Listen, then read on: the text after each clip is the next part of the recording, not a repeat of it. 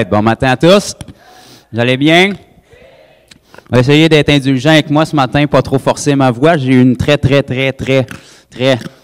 dure semaine. Mais je suis devant vous aujourd'hui et Satan a perdu. Amen. Et j'ai récupéré ma voix pas mal ce matin. Fait que gloire à Dieu pour ça. Et que je puisse vous partager la parole. J'ai été, depuis dimanche dernier, depuis que j'étais au Seigneur, je peux compter sur le bout de mes doigts le nombre de fois où j'ai été malade. Et puis, depuis dimanche dernier, j'ai été vraiment frappé physiquement, disons, parce que c'est des choses qui arrivent. Mais ce qui compte, c'est qu'on a la victoire. Amen. Jésus m'a relevé, je suis restauré et Satan a perdu. Et, je suis content d'être avec vous ce matin encore. Je veux vous partager un autre petit témoignage avant qu'on commence. Ça fait déjà quelques semaines, peut-être un mois même qu'on ne s'était pas vu, que je n'avais pas pu apporter la parole. Puis il y a environ trois semaines, on est allé au métro Longueuil pour évangéliser avec deux nouveaux frères de Saint-Jean. C'est pas des nouveaux frères dans la foi, mais c'est des nouveaux frères pour moi parce que je les connaissais pas. Et puis sont venus avec nous pour pouvoir vivre l'expérience et tout. Et puis, moi, j'avais un des frères avec moi qui était entraîné au métro Longueuil. Il a vu ses premières guérisons à travers ses mains. Et puis, ils ont pu apprendre. Il était très excité. Le frère qui était avec lui, il a fait un bout de chemin avec ma femme là-bas aussi. Il a pu voir des guérisons à travers ses mains aussi. Et puis, on s'est quittés après la rencontre là-bas. La semaine d'après, ils nous ont écrit puis ils nous ont dit... On avait dîné ensemble quand on était au métro Longueuil, puis on avait échangé, on avait partagé des choses sur la foi, comment progresser dans le Seigneur et tout. Et puis on avait glissé un mot sur le jeûne, mais comme ça, je m'en souvenais même pas moi-même. Et puis la semaine d'après, ils nous ont réécrit, puis ils nous ont dit, chacun de leur côté, on ne sait pas pourquoi, mais Dieu nous a mis à cœur de commencer à jeûner. Ils n'avaient jamais fait ça de leur vie. Et puis il dit, on s'en était pas parlé, mais quand on s'en est parlé, les deux, on avait eu la même chose à cœur, puis on avait commencé à jeûner en même temps. Donc, le frère m'a réécrit. Quand il m'a réécrit, il dit, ça fait déjà 4 jours que je suis dans le jeûne. Il dit, c'est extraordinaire, j'adore ça. Puis il dit, aujourd'hui, on est en train d'évangéliser à la place Versailles, puis on voit des belles choses. Alors, merci Seigneur pour ça. Le jeûne est encore dans la parole, il est encore efficace. Et les gens n'aiment pas s'entendre ça parce que dans le fond, Dieu, il ne jeûne pas pour nous, c'est nous qu'il faut qu'il jeûne. Fait que nous, on aime bien toutes les affaires que c'est Dieu qui fait, mais quand c'est nous qu'il faut qu'il les fasse, on aime moins ça. Mais c'est encore dans la parole. Amen. Et puis, ces frères-là sont vraiment bouillants en feu. Et puis, ils ont commencé à partager ça dans leur église. Et ils vont chez Frère Alberto à Montréal. Et puis, il y a déjà une sœur de l'église, d'un groupe de leaders qui veut venir évangéliser elle aussi. Donc, merci Seigneur pour ce que Dieu va faire à travers ça. Et puis, on souhaite que ça puisse se répandre partout parce que dans chaque église, tout le monde devrait le faire, mais dans chaque église, il doit y avoir des gens qui sont actifs parce que c'est pour ça qu'on a été sauvés. Amen. On ne pourra jamais rejoindre la population puis le Québec en entier avec des bâtisses. C'est avec ceux qui sont dans les bâtisses qu'on va rejoindre le Québec. Amen. Jésus n'a jamais commandé aux pécheurs de venir à l'Église, il a commandé à l'Église d'aller aux pécheurs. Amen.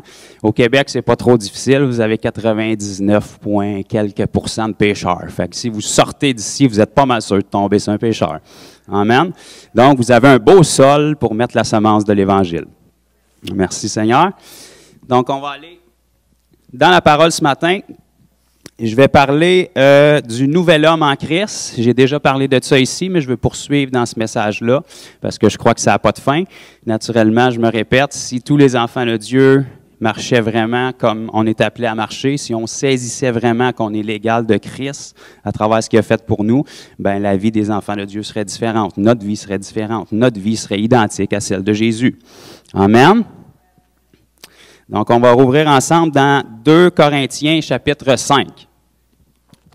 Ça nous dit ici, « Car l'amour de Christ nous presse, parce que nous estimons que si un seul est mort pour tous, qui est mort? » OK, je veux juste voir si vous êtes là. « Si un seul est mort pour tous, tous donc sont morts, et qu'il est mort pour tous, afin que tous ceux qui vivent, c'est qui ceux qui vivent?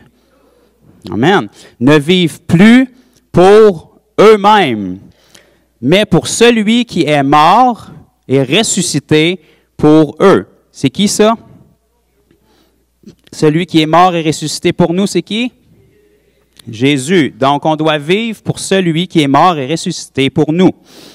Ainsi, dès maintenant. Ah, ça, j'aime ça. Quand est-ce que ça dit? Dès maintenant.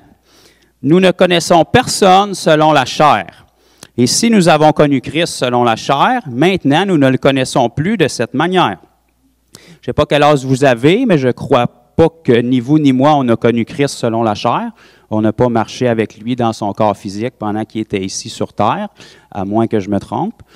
Mais je crois que personne d'entre nous n'avons vécu avec Jésus ici sur terre. Donc, on ne l'a pas connu selon la chair. On le connaît maintenant selon l'Esprit. La Bible nous dit qu'on ne l'a pas vu, mais pourtant on croit en lui, parce que son Esprit est en nous. La Bible nous dit dans Galates 4 que nous avons reçu l'Esprit de son Fils en nous, et cet Esprit-là crie « Abba, Père ». Donc Dieu est Esprit, c'est en Esprit qu'on communique avec lui. Verset 17. « Si quelqu'un est en Christ », est-ce qu'il y en a ici ce matin?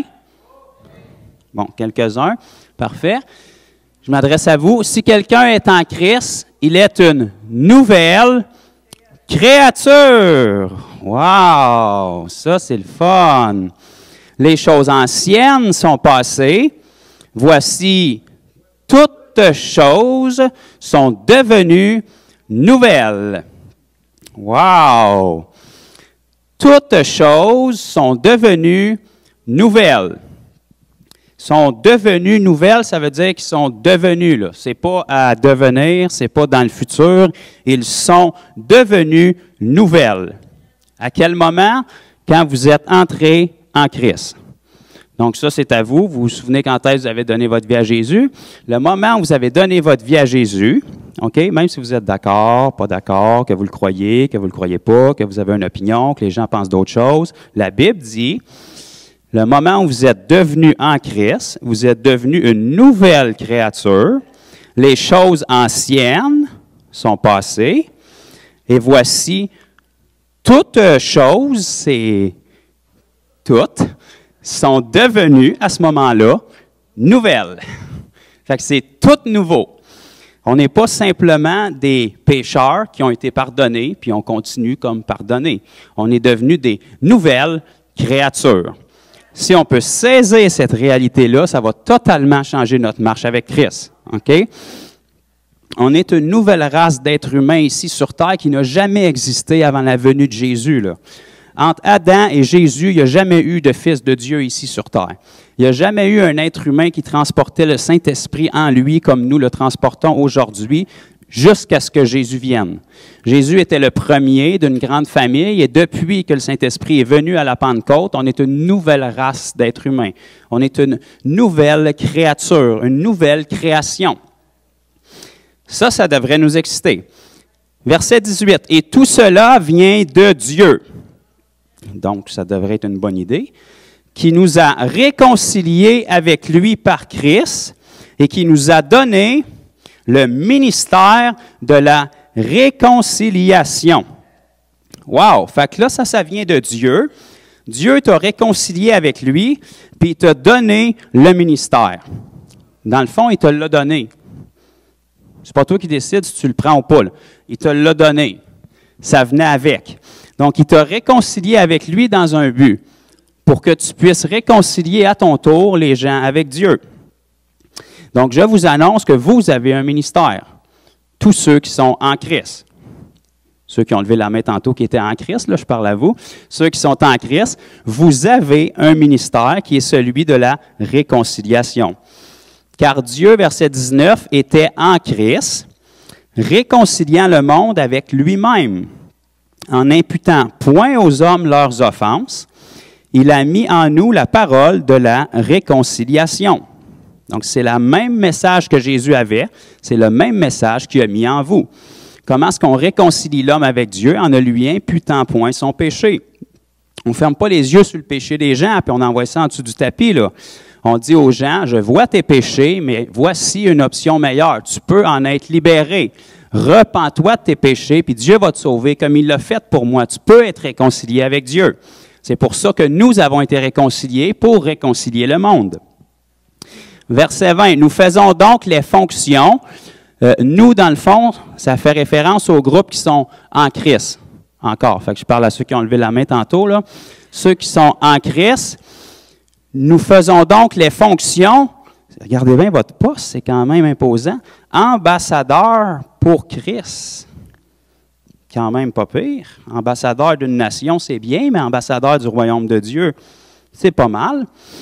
Comme si Dieu exhortait par nous, nous vous en supplions au nom de Christ, soyez réconciliés avec Dieu. Celui qui n'a point connu le péché, il l'a fait devenir péché pour nous, afin que nous devenions en Jésus, en lui, justice de Dieu. Vous êtes et je suis la justice de Dieu. Bon, il y a eu un demi-amen. C'est quand même excitant, mais il faut qu'on le saisisse. On va prendre une gorgée d'eau, là. All right. Donc là, on vient de lire juste quelques versets, mais il y a tellement de matériel là-dedans. Là. Si on pouvait juste saisir qu'on est des nouvelles créatures, ça changerait tout. Si on pouvait juste saisir qu'on est des nouvelles créatures pour un but. Okay? Dieu n'a pas créé une nouvelle personne pour qu'on fasse encore les mêmes vieilles choses. Okay? S'il avait besoin d'une nouvelle créature, c'est parce qu'il y avait une nouvelle mission. Okay? L'ancienne créature ne pouvait pas remplir les standards du royaume de Dieu. L'ancienne créature ne pouvait pas réconcilier le monde avec Dieu parce qu'elle n'était elle-même pas réconciliée avec Dieu. Donc, pour que la créature puisse réconcilier le monde avec Dieu, il fallait d'abord qu'il réconcilie la créature avec Dieu. J'essaie de simplifier ça vraiment là, pour que ça soit ridicule puis que vous disiez « passe à autre chose ». OK? Donc, maintenant qu'on est une nouvelle créature, puis que toutes choses sont devenues nouvelles, c'est pour ça qu'on a eu une nouvelle alliance. C'est le même Dieu, mais avec une nouvelle alliance. Donc, le même Dieu, avec une nouvelle alliance, fait des nouvelles créatures. Yeah! Donc, maintenant qu'on est des nouvelles créatures, puis qu'on sait ce qu'on doit faire en tant que nouvelle créature, qu'est-ce qui reste à faire? C'est de le faire. Réconcilier le monde avec Dieu. Donc, on sait où est Dieu, il est en nous. On sait où est le monde, il est partout. Fait qu'on trouve le monde, puis on leur donne Dieu. Puis comme ça, ils peuvent être réconciliés. Amen? On tourne ensemble dans Romains 6. On va approfondir ça encore. Commençant au verset 1. L'apôtre Paul va dire aux Romains, est-ce que tout le monde est là? Que dirons-nous donc? Demeurions-nous dans le péché afin que la grâce abonde? Loin de là. Nous qui sommes morts au péché, comment vivrions-nous encore dans le péché? Okay, on en a parlé tantôt, on est des nouvelles créatures. Le péché, ça, c'était pour l'ancienne créature. Donc, si on vit encore dans le péché, ça ne donnait rien qu'il fasse une nouvelle créature. La nouvelle créature n'est plus comme l'ancienne. Verset 3. « Ignorez-vous que nous tous qui avons été baptisés en Jésus-Christ, c'est en sa mort que nous avons été baptisés. Nous avons donc été ensevelis avec lui par le baptême en sa mort, afin que, comme Christ est ressuscité des morts, » bon, bonne nouvelle, là, ceux qui ne s'en souvenaient pas, il est ressuscité des morts. Par la gloire du Père, de même, nous aussi, nous marchions en nouveauté de vie. Donc, puisque Christ est ressuscité des morts, quand on s'unit avec lui dans sa mort par le baptême, on ressort en nouveauté de vie, une nouvelle créature. Verset 5. En effet, si nous sommes devenus une même plante avec lui par la conformité à sa mort, nous le serons aussi par la conformité à sa résurrection. Si Christ est ressuscité, puis qu'on est unis à lui, on a la garantie que nous allons ressusciter un jour ou l'autre aussi, à moins que Jésus revienne avant et qu'on soit changé immédiatement. Verset 6. Sachant que notre vieil homme, femme aussi, là, si vous êtes une femme, sachant que notre vieil homme a été crucifié avec lui, afin que le corps du péché fût détruit pour que nous ne soyons plus esclaves du péché. OK? Quand Jésus est allé à la croix, je sais que ce n'était pas cette croix-là, là, mais quand Jésus est allé à la croix il y a 2000 ans, il n'est pas seulement mort pour vous et moi. Il a été crucifié en tant que vous et moi. Il vous a crucifié là, il y a 2000 ans. Le corps du péché, votre vieil homme, a été crucifié avec lui. La vieille nature qui voulait que vous vous départiez, il l'a crucifié. Il a pris cette nature-là sur lui il y a 2000 ans, puis c'est comme si vous enleviez le visage de Jésus puis mettez le vôtre. C'est ça qui s'est passé il y a 2000 ans. Il l'a fait en tant que vous. Il a été comme substitut. Il a pris les douleurs pour pas que vous les ayez, mais il l'a fait en tant que vous. Donc, la peine que votre vieil homme méritait, il l'a portée sur lui. Donc, ce vieil homme-là, c'est terminé. Il a été crucifié il y a 2000 ans. Maintenant, on est des nouvelles créatures. Ça nous dit, afin que le corps du péché fût détruit, pour que nous ne soyons plus esclaves du péché. Ça ne veut pas dire que nous ne serons plus tentés. Ça veut dire qu'on n'est plus esclaves du péché. Car celui qui est mort est libre du péché. OK? Aller à la morgue, là, pas grand péché qui se passe là. C'est flat, pas mal. Or, si nous sommes morts avec Christ, nous croyons que nous vivrons aussi avec lui, sachant que Christ, ressuscité des morts, ne meurt plus. La mort n'a plus de pouvoir sur lui. OK? L'arme la plus forte de Satan, là, c'était la mort. Jésus l'a battu. Fait que là, il ne reste plus rien. Ainsi, verset 11, vous-même, regardez-vous comme morts au péché et vivants pour Dieu en Jésus-Christ. OK? Ça dit, ainsi vous-même, regardez-vous. OK? Ça ne dit pas que Dieu va le faire. Vous, regardez-vous. Parce que comment vous voyez, c'est ça qui va déterminer comment vous agissez. Parce que si vous êtes une nouvelle créature, mais vous ne vous voyez pas comme une nouvelle créature, vous ne vivrez pas comme une nouvelle créature. Faut-tu que je répète ça ou c'était clair? Si vous êtes une nouvelle créature, mais vous ne vous voyez pas comme une nouvelle créature, vous ne vivrez pas comme une nouvelle créature. Parce qu'avec Dieu, vous allez toujours avoir selon votre foi. Si vous croyez que vous êtes un moins que rien, vous allez marcher comme un moins que rien. Parce que Dieu honore la foi. Si vous croyez que vous êtes une nouvelle créature, vous allez marcher comme une nouvelle créature. Un ambassadeur qui rentre dans un pays, peu importe dans quel pays, il rentre la tête haute. Parce qu'il représente le pays. Il y a l'appui du pays derrière lui. Il ne s'en vient pas en son propre nom, il s'en vient au nom du pays qu'il représente. Les richesses, la force, la puissance du pays est derrière lui. Peu importe où vous êtes en tant qu'ambassadeur de Christ, ce n'est pas vous que vous représentez. Vous représentez le pays qui est derrière vous. Les richesses, la force et la puissance du pays que vous représentez est derrière vous. Puis ce pays-là, c'est le royaume de Dieu. Fait que c'est beaucoup de puissance, de force et de gloire que vous représentez. Donc, c'est une raison pour avoir la tête haute. Amen. Verset 13. Ne livrez pas vos membres au péché comme des instruments d'iniquité, mais donnez-vous vous-même à Dieu. OK? C'est vous qui vous donnez vous-même à Dieu, comme étant vivants de mort que vous étiez, et offrez à Dieu vos membres comme des instruments de justice. Amen. Parce que vos membres, vous pouvez vous en servir pour le bien ou pour le mal. Mais si votre perspective de qui vous êtes n'est pas claire, vos membres ne feront pas des bonnes choses. Mais si vous savez qui vous êtes, puis vous savez c'est quoi votre but, bien, vous allez utiliser vos membres pour faire des bonnes choses. Si vous savez que vous êtes un ambassadeur de Christ, qui vous représentez et pourquoi vous le représentez, bien, vous allez utiliser vos membres d'une manière digne de ce que vous représentez. Parce qu'on a lu tantôt qu'on était réconcilié avec Dieu pour réconcilier à nouveau les gens avec Dieu. Donc, si on sait qu'on a été réconcilié, puis on sait qu'on doit réconcilier les gens, bien, on sait quoi faire avec ce corps-là.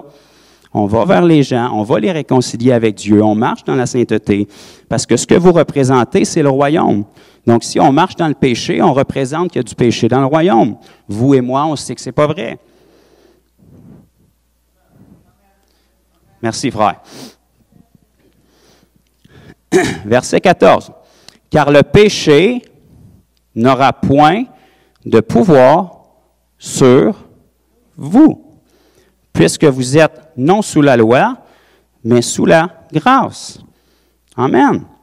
Le péché n'a pas de pouvoir sur nous, à moins qu'on se mette sous l'esclavage du péché. Mais puisque nous sommes plus pécheurs, puis qu'on ne se remet pas sous l'esclavage du péché, il n'y a plus de pouvoir sur nous. Il peut tenter, il peut parler le péché, mais il n'a plus le pouvoir de nous faire pécher. Satan ne peut pas te prendre la main pour te pousser à faire un péché. Satan va t'inciter, puis tu vas l'écouter, puis à un moment donné, tu vas l'essayer. Mais il ne peut pas te forcer à faire quoi que ce soit. Tu es un enfant de Dieu, tu ne lui appartiens plus. Avant, il était en toi, puis il te contrôlait.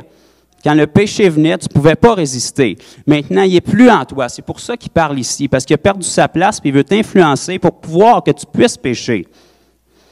Donc, quand tu l'entends parler, tu n'as pas tout le temps besoin de délivrance, puis tu penses que tu n'es pas bon, puis Satan est allé parler à Jésus dans le désert. Okay? Pourtant, Jésus était extrêmement bon. Si Satan vous parle, c'est juste normal. Si la tentation vient, c'est juste normal. Jésus a été tenté en toutes choses. Pensez-vous être plus grand que Jésus qui est votre maître? Non. C'est juste normal qu'on soit tenté. C'est juste normal qu'on ait des pensées. C'est juste normal qu'il y ait des choses qui viennent. Vous n'avez pas le contrôle sur vos pensées, vous avez le contrôle sur ce que vous faites avec les pensées qui viennent dans votre tête. Si vous êtes renouvelé et vous savez qui vous êtes, quand la pensée vient, vous la laissez passer parce que vous savez que c'est complètement stupide. Si vous n'êtes pas renouvelé, quand la pensée vient, vous commencez à raisonner. Puis quand vous commencez à raisonner, bien ça c'est très dangereux parce que Dieu, il ne vous appelle pas à marcher avec votre tête, il vous appelle à marcher avec votre esprit et votre cœur. Si vous pensez avec votre tête, vous allez commencer à essayer de comprendre Dieu. Puis là, je vous avertis, c'est un job temps plein, ça. Si vous voulez essayer de comprendre Dieu, là, bien, vous allez devenir Dieu. Puis ça, c'est long. Puis c'est pénible. Parce que je vous avertis, là, il y a 8 milliards d'êtres humains à vous occuper sur la planète si vous voulez être Dieu. Fait que des fois, si votre vie, elle vous en met plein les bras, là, bien, rajoutez 8 milliards à ça. C'est quand même de l'ouvrage. Donc, laissons donc Dieu être Dieu, puis nous, occupons-nous de notre vie. Si on voit clairement qui on est, puis on saisit pourquoi on est ici, qu'on est des ambassadeurs, puis qu'est-ce qu'on a à faire, puis on va marcher la tête haute, on va marcher dans la sainteté parce qu'on sait qui on représente. Verset 15. Quoi donc? Pécherions-nous parce que nous sommes non sous la loi, mais sous la grâce? Loin de là. Ne savez-vous pas qu'en vous livrant à quelqu'un comme esclave pour lui obéir, vous êtes esclave de celui à qui vous obéissez, soit du péché qui conduit à la mort, soit de l'obéissance qui conduit à la justice. Wow! Ça veut dire que ce à quoi on obéit, on va devenir esclave de cette chose-là. Donc, si tu as été libéré du péché, mais tu obéis à la tentation qui vient, tu te remets sous l'esclavage du péché. Ça ne veut pas dire que Jésus ne t'a pas sauvé. Ça veut dire que tu as été séduit, tu as tombé, et puis tu t'es remis sous l'esclavage du péché. Tu te secoues et tu sors de l'eau plus vite. OK? Mais tu n'es plus un pécheur, tu n'es plus esclave du péché. Quand il vient parler, tu n'es pas obligé de tomber. C'est pour ça que Jésus est venu nous sauver. Il est venu nous sauver de nos péchés. Avant, quand on était dans le monde, quand le péché venait, on n'avait pas le choix de tomber dedans. Parce qu'on était des êtres charnels puis on appartenait à Satan. Maintenant qu'on est une nouvelle créature, quand la tentation vient, quand le péché vient, on peut simplement dire non. Puis il n'y a rien ni personne qui peut faire quoi que ce soit. Vous avez le contrôle sur qui vous êtes parce que maintenant, vous appartenez à Christ. Ça nous dit ici que celui à qui on obéit, on devient esclave. Donc, si vous obéissez au péché, vous allez être esclave du péché. Mais si on obéit à la justice, on va devenir esclave de Christ. Ça, c'est très bien. Amen. L'obéissance nous conduit à la justice. Vous savez, dans Matthieu 6, 33, ça nous dit « Recherchez premièrement le royaume de Dieu et sa justice, et tout le reste vous sera donné par-dessus. » OK? Ici, ça nous dit que pour atteindre la justice, soit de l'obéissance qui conduit à la justice. Donc, c'est des bonnes clés que Dieu nous donne ici, là. S'il nous dit de rechercher premièrement le royaume de Dieu et sa justice, puis il nous dit que c'est par l'obéissance qu'on atteint la justice de Dieu, bien, il faut qu'on soit obéissant. Amen. Donc, si on est obéissant, on va chercher la justice de Dieu, on va chercher premièrement le royaume de Dieu.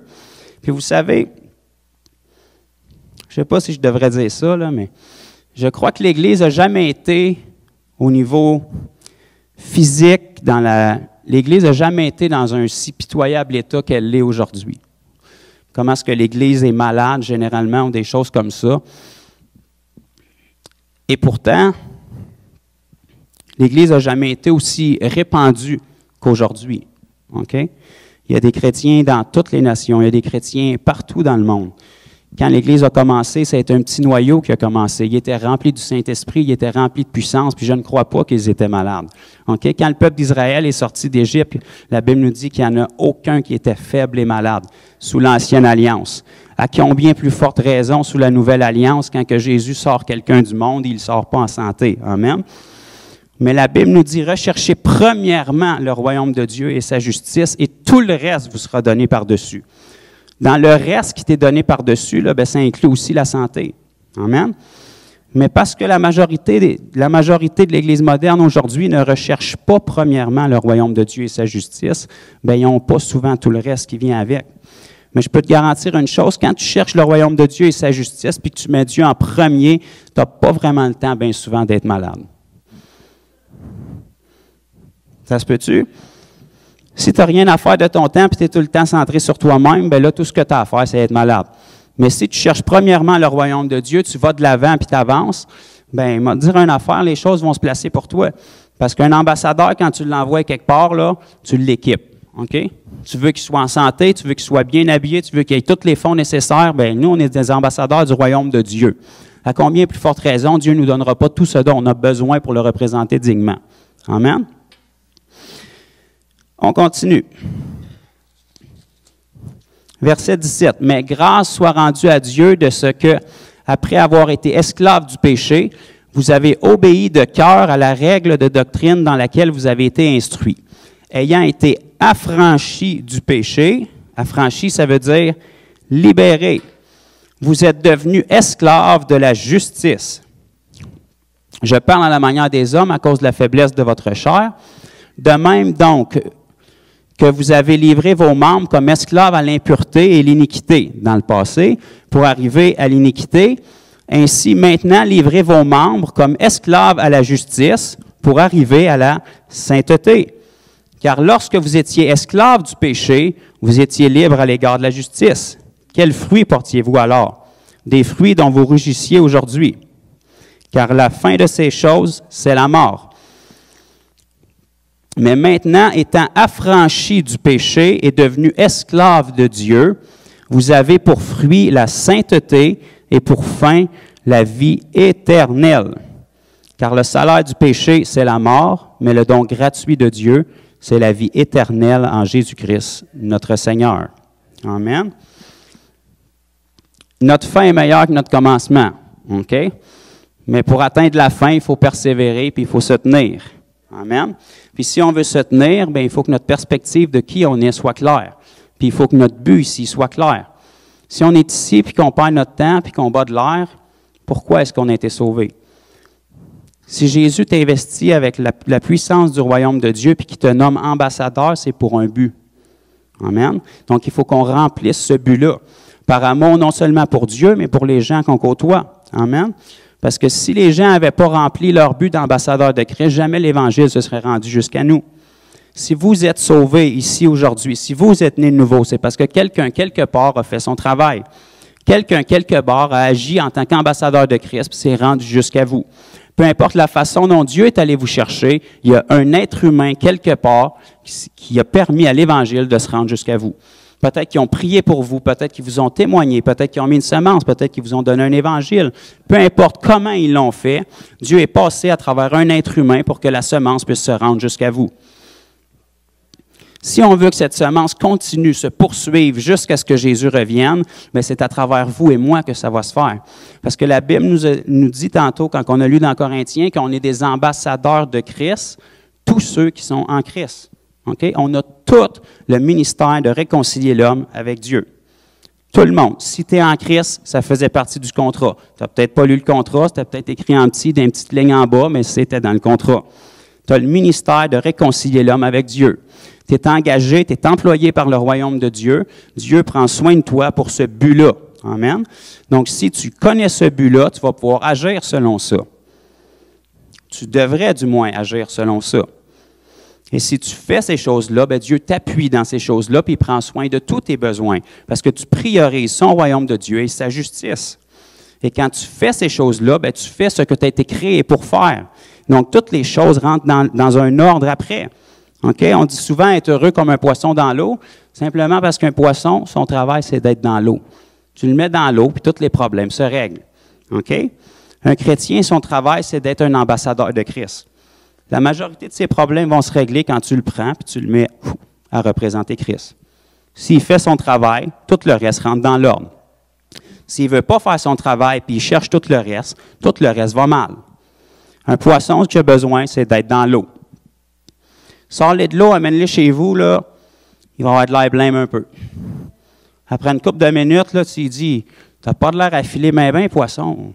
Je pense qu'on va aller au cinéma ensemble à regarder un film, ça va te remonter. Ça ne l'aidera pas, ton poisson, là. Si tu prends le poisson, tu lui dis, je pense que tu es dû pour des vacances, on va t'amener à la plage, puis on va aller regarder l'océan ensemble. Je ne pense pas que ça va l'aider, ton poisson. Tout ce qu'il a besoin, c'est d'être dans l'eau. Remets-le dans son élément, à faire ce pourquoi il a été créé, puis tout va rentrer dans l'ordre. C'est la même chose pour un enfant de Dieu. On essaie de patcher les problèmes avec tellement d'affaires qui ne sont pas l'essentiel. Un enfant de Dieu, il a été créé par Dieu pour servir Dieu, puis pour le représenter ici-bas. Prends un enfant de Dieu, relâche-le dans ce pourquoi il a été créé, puis il va s'épanouir. Il y a un paquet de capacités qui vont se mettre à sortir de lui, que les gens autour de lui n'étaient même pas au courant qu'il y avait, puis que lui-même ne savait pas qu'il y avait. Pourquoi? Parce qu'un ambassadeur, il y a un paquet de ressources qui n'est même pas au courant. Il sait que tout ce qu'il a besoin, il l'a. Il ne sait pas tout ce qu'il a, mais il sait que tout ce qu'il a besoin, il l'a. Son royaume, il fournit.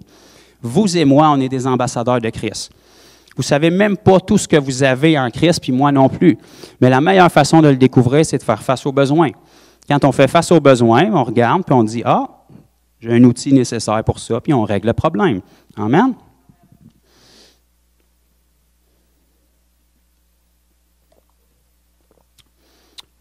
Petite écriture, Galates, chapitre 6, verset 15. Ça nous dit, « Car ce n'est rien que d'être circoncis ou incirconcis. Ce qui est quelque chose, c'est d'être une nouvelle créature. » Ce qui est quelque chose, c'est d'être une nouvelle créature. Est-ce que ce matin ici, il y a des nouvelles créatures? Bon, il y en a un petit peu plus que tantôt. Il y a plus de nouvelles créatures que de sauvées. C'est bizarre, hein? Amen. Mais ce qui est important, c'est qu'on réalise ça et que ça devienne affermi ici, dans nos pensées. OK? Parce que comment vous allez vivre est déterminé par comment vous pensez ici. OK? Parce que votre corps, là, il obéit à ce qui se passe ici. Puis malheureusement, ça ici, c'est l'intermédiaire entre votre corps et votre esprit. OK? Puis souvent, ce qui est ici pense très différemment de ce qui est ici. OK? Donc, c'est important qu'on ne croie pas ce qui est ici instinctivement, mais qu'on croit ce qui est ici. Parce que ce qui est ici doit s'établir ici. Puis une fois que ce qui est ici est établi ici, bien, ça va transparaître ici. Aimez-vous mes gestuels? Je me sens comme à l'école primaire. On tourne ensemble dans Colossiens 2, s'il vous plaît. Colossiens 2, à partir du verset 10. Ça nous dit, « Vous avez tout pleinement en lui, qui est le chef de toute domination et de toute autorité. C'est en lui que vous avez été circoncis, d'une circoncision que la main de l'homme n'a pas faite, mais de la circoncision de Christ, qui consiste en le dépouillement du corps de la chair. » Okay, vous le savez, dans l'Ancienne Alliance, qui pratiquait la circoncision, sans vous faire un dessin, vous comprenez un petit peu en quoi ça consiste, la circoncision. On enlève un petit bout de chair à quelque part.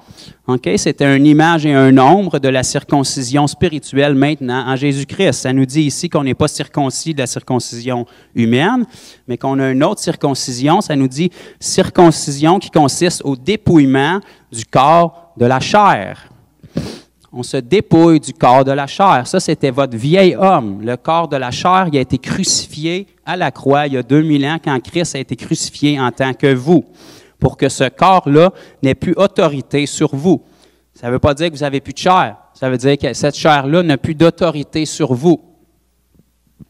Ayant été enseveli avec lui par le baptême, vous êtes aussi ressuscités en lui et avec lui, par la foi en la puissance de Dieu qui l'a ressuscité des morts.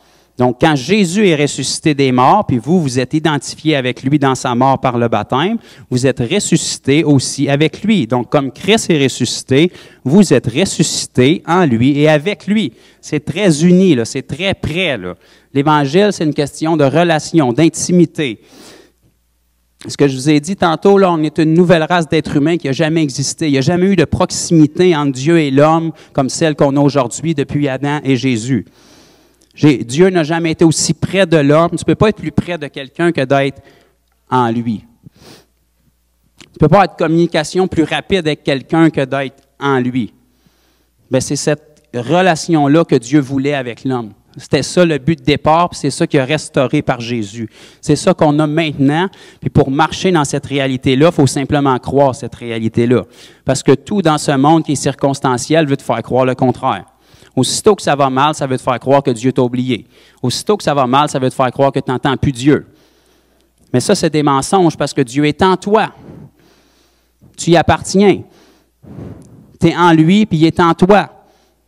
C'est très uni, c'est très près, là. Jésus est aussi près que le son de sa voix. Verset 13. « Vous étiez morts par vos offenses et par l'incirconcision de votre chair. Il vous a rendu à la vie avec lui en vous faisant grâce pour toutes vos offenses. Il a effacé l'acte dont les ordonnances nous condamnaient et qui subsistait contre nous. Et il l'a détruit en le clouant à la croix. » L'acte qui vous condamnait, là, chacun de nous, on avait un acte différent. Peut-être qu'il y en a qui avaient des actes un petit peu plus longs que d'autres. C'est la liste de vos péchés pour lesquels vous étiez coupable devant Dieu. Peu importe, on en avait tout un assez long. OK? Christ l'a pris, puis il l'a crucifié à la croix. Il l'a effacé. L'acte qui vous condamnait, il l'a détruit en le clouant à la croix, ça nous dit. Puis il a dépouillé les dominations et les autorités et les a livrées publiquement en spectacle, en triomphant d'elles par la croix. À la croix, il y a 2000 ans, quand Satan pensait qu'il venait de gagner, là, il était en train de vivre sa pire défaite. Il est en train de vivre sa défaite éternelle. OK? Satan ne connaissait pas le plan de Dieu. Okay? Ce qu'on vit aujourd'hui dedans, la Bible nous dit dans Colossiens 1,27 que c'est le mystère qui était caché en Dieu depuis toute éternité. Que vous puis moi, on soit sauvés, il n'y a aucun ange au ciel qui était au courant de ça, ni aucun démon en enfer, ni Satan lui-même. Ça nous dit que ce mystère-là a été révélé maintenant. Christ en nous, c'est l'espérance de la gloire. Il n'y a personne qui avait vu venir ça, il n'y a personne qui était au courant de ça, mais avant même que Adam et Ève aient chuté, Dieu était au courant de ça, puis il avait préparé ce plan-là. Je vais créer une race d'êtres humains en allant dans un corps moi-même puis en payant la peine de leur péché pour qu'une fois que ça soit accompli, quiconque vient à moi puis se repent puisse être sanctifié. Ils vont pouvoir se débarrasser de leur vieille vie en étant ensevelis dans les eaux du baptême puis je vais pouvoir revenir vivre en eux comme ça a été le plan de départ. Satan pensait qu'il m'avait vaincu, Satan pensait qu'il m'avait humilié, mais il a vécu sa pire défaite parce que j'ai fait ce qui devait être fait.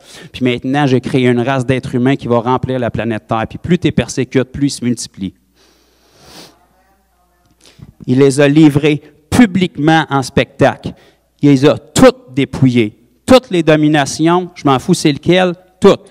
Toutes les autorités, je m'en fous c'est lesquelles, il les a toutes dépouillées et livrées publiquement en spectacle, en triomphant d'elles par la croix. Parce que Satan le veuille ou non, que le monde le veuille ou non, Christ a déjà triomphé de la croix. Il n'est plus sur la croix, il n'est plus dans le tombeau. Le tombeau est vide, il est ressuscité. La mort, qui était l'arme la plus puissante que Satan avait, n'a pas pu le garder parce que la mort était faite pour ceux qui avaient péché, puis Jésus n'avait pas péché. Mais il a pris nos péchés, il est allé les amener dans la mort, puis il est ressuscité en nouveauté de vie pour que nous, quand on est unis à lui, on est des nouvelles créatures. Puis si on saisit qu'on est des nouvelles créatures, qu'on est placé en Jésus-Christ, puis qu'on poursuit le ministère de Jésus ici, OK? Vous êtes des mini-Jésus, c'est ça que ça veut dire le mot chrétien. Okay? Vous poursuivez le ministère de Jésus. Vous ne poursuivez pas le ministère d'aller à la croix parce que ça, il l'a pleinement accompli. Mais vous poursuivez le ministère de répandre ce message-là qui est allé à la croix pour que tous puissent l'entendre, pour que tous puissent être sauvés. Parce que la Bible nous dit que la volonté de Dieu, c'est que tous viennent à la repentance. Malheureusement, ce n'est pas tous qui vont venir à la repentance, mais nous, ce n'est pas à nous de juger ça. Nous, c'est de permettre à tous d'entendre le message.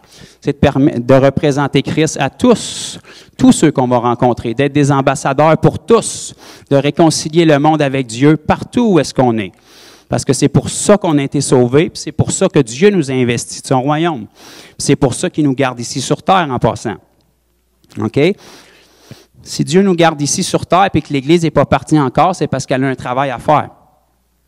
Dieu a dit, allez par tout le monde. Tant que tout le monde n'a pas entendu le message et n'a pas eu l'opportunité d'être sauvé, l'Église a encore son travail à faire. L'Église, c'est vous et moi.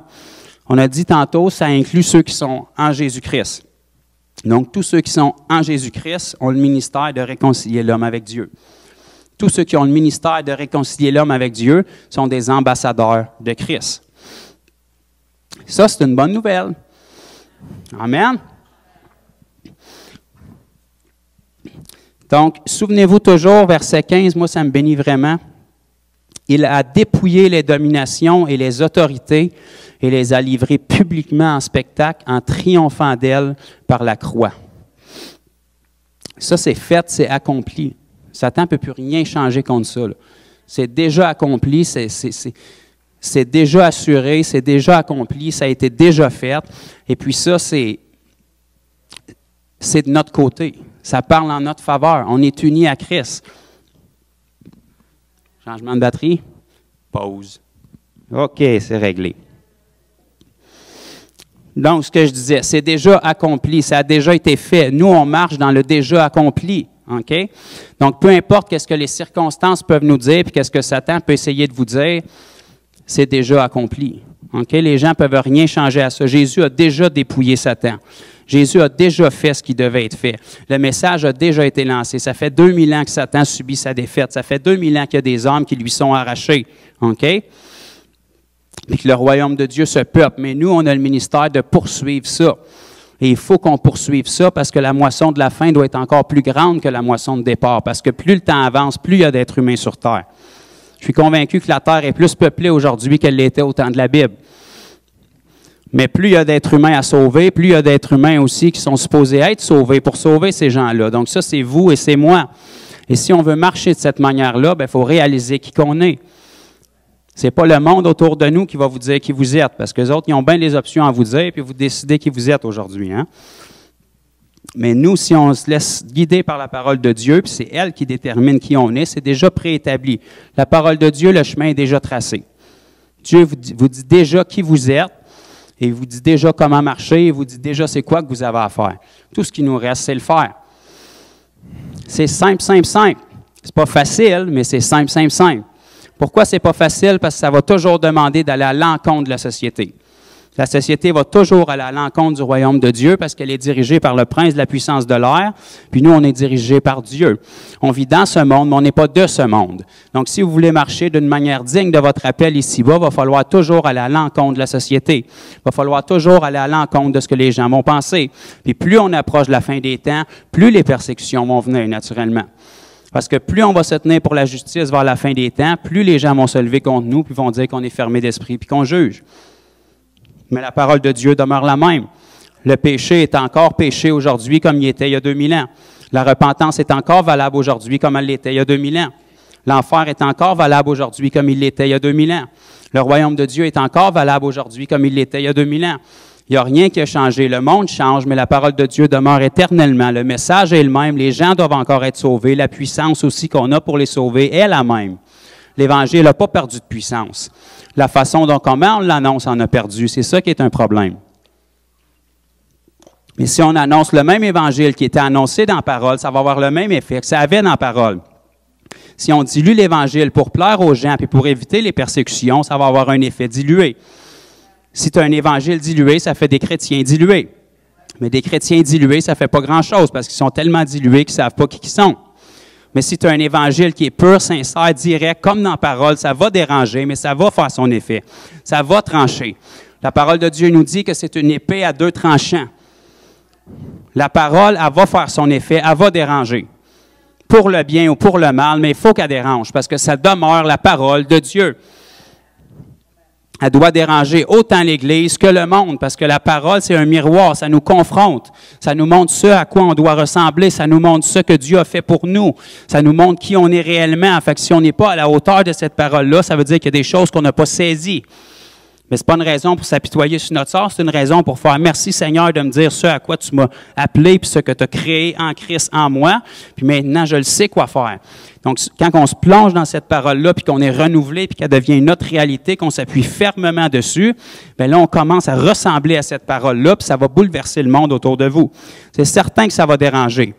Mais les gens autour de vous, ils vont être choqués, puis ils vont être dérangés, mais ils cherchent des réponses. Puis parce qu'ils ne sont pas capables de le trouver souvent dans l'Église, parce qu'ils voient seulement de la religion, bien, ils vont les chercher dans d'autres choses du monde. Mais s'ils peuvent voir quelque chose de réel, même si ça les dérange dans l'Église, bien, ils vont venir vers vous parce qu'ils veulent ce que vous avez dans vos vies. Si vous portez les fruits de l'Esprit dans vos vies, quand les gens vont goûter à ça, ils sont tellement désespérés, ils vont dire « Qu'est-ce que tu as fait pour avoir ça? » Puis tu peux leur dire, bien, la réponse, c'est, tu vas peut-être trouver ça bizarre, mais c'est Jésus dans le fond. Ils vont dire « Jésus? » C'est un personnage historique, ça? C'est quoi? Es-tu sérieux? Vraiment sérieux. Tu as déjà essayé toutes les autres façons, puis ça ne marche pas. Ça ne te tente pas d'essayer mon Jésus? Parce que s'il a changé ma vie à moi, là, je suis certain qu'il peut faire quelque chose avec la tienne. Amen? Mais ça, c'est pas seulement qu'est-ce que vous allez leur dire, c'est avec qu'est-ce que vous allez vivre. Quand les gens voient vos vies, ils veulent avoir ce que vous avez. Parce que tout le monde parle, tout le monde en public a un beau sourire, tout le monde a de l'air heureux. Les gens dans le monde, ils ont tous de l'air heureux. Tous ceux qui se suicident, ils avaient de l'air heureux la veille qui se sont suicidés. Les gens disent tous, jamais j'aurais cru ça. Ça ne veut absolument rien dire. Qu'est-ce qui se passe dans l'ombre? Qu'est-ce qui se passe quand la porte est fermée? Qu'est-ce que ça donne d'avoir une grosse voiture, un compte en banque plein, une belle famille, ci et ça? Si c'est ça qui donnait le bonheur, tous les acteurs d'Hollywood seraient super heureux parce qu'ils ont tout ça. Pourtant, c'est toujours eux autres qu'on voit en premier dans les maisons de désintox, puis qui font les journaux pour les suicides, puis tout. Fait qu'on sait tous que c'est pas ça qui donne le bonheur. Mais les gens du monde se mettent un masque, puis ils pensent que c'est ça, puis ils font croire que c'est ça, puis ils font croire qu'ils ont du succès, mais en dedans d'eux autres sont complètement brisés.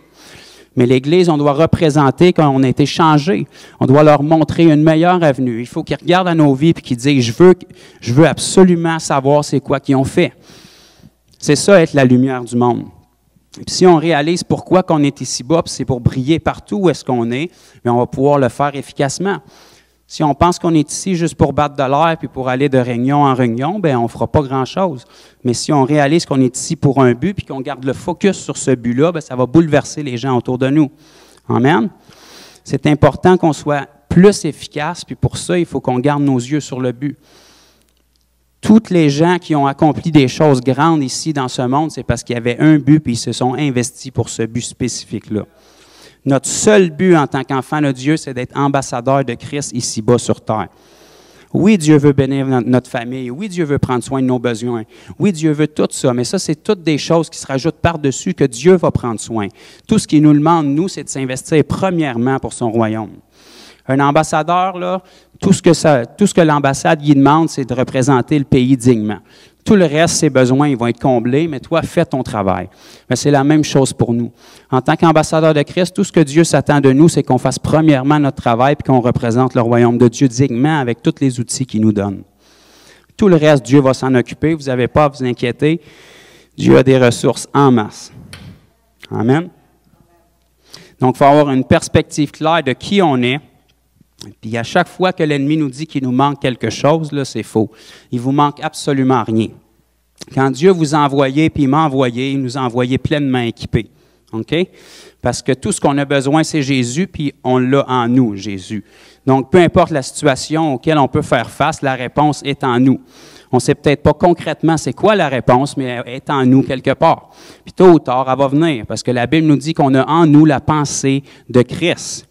Donc, si tu as la pensée de Christ, ça veut dire que peu importe la situation auquel tu fais face, quelque part en toi, tu as la possibilité de penser, parler et agir exactement comme Jésus l'aurait fait à ce moment-là. C'est ça que ça veut dire avoir la pensée de Christ. C'est souvent pas ça la première pensée qui monte dans notre tête parce qu'on est charnel, mais si on apprend à être spirituel, on va apprendre à discerner la pensée de Christ face à toutes les situations auxquelles on fait face.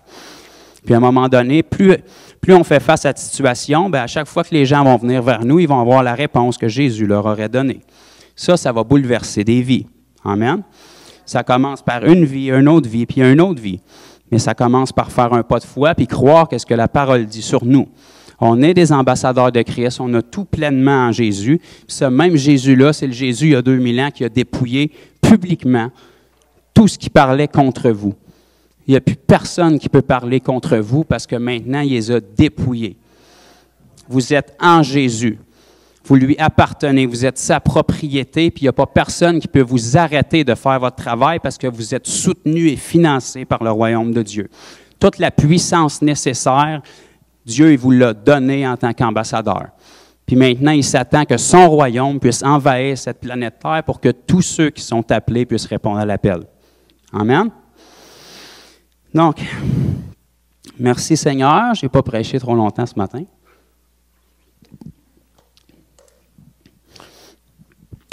Avez-vous reçu quelque chose ce matin?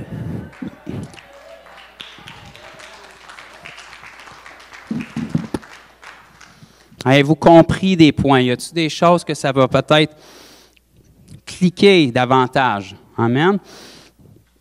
C'est toujours du renouvellement de l'intelligence pour croire la simplicité de ce que cette parole-là nous dit. Si on croyait simplement ce qu'elle nous dit, puis qu'on vivait selon ce standard-là, ça changerait complètement notre vie.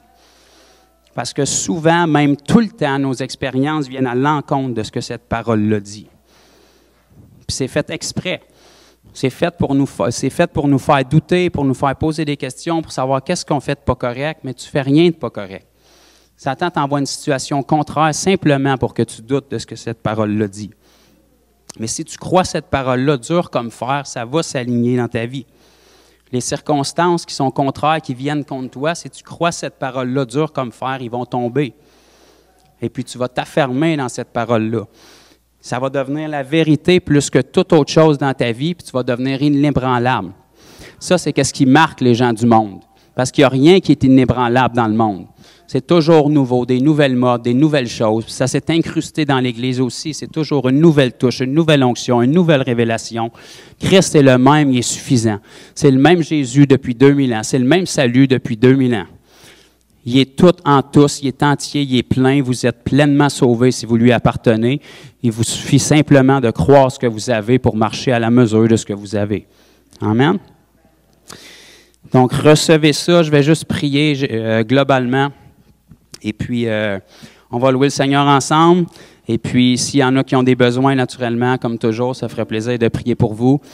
Et puis, amen. On va remercier Jésus pour ce qu'il a fait. Père, je veux juste te rendre gloire de nous avoir permis de partager ta parole encore à nouveau ce matin. Je te prie que chaque mot qui a été déposé ce matin dans le cœur des gens puisse avoir un effet durable, Seigneur. Que tu puisses renouveler notre intelligence sur cette réalité-là. Qu'on puisse vraiment saisir et s'enraciner sur qui on est en toi, Père, pour pouvoir bouleverser le monde comme tu nous as appelés à le faire. Pour que notre relation personnelle avec toi soit tellement bouleversée, Seigneur. Soit tellement intense, qu'elle s'intensifie tellement davantage, que la réalité de qui tu es nous consume tellement, Seigneur Dieu, que ça puisse transparaître devant tout le monde, Seigneur.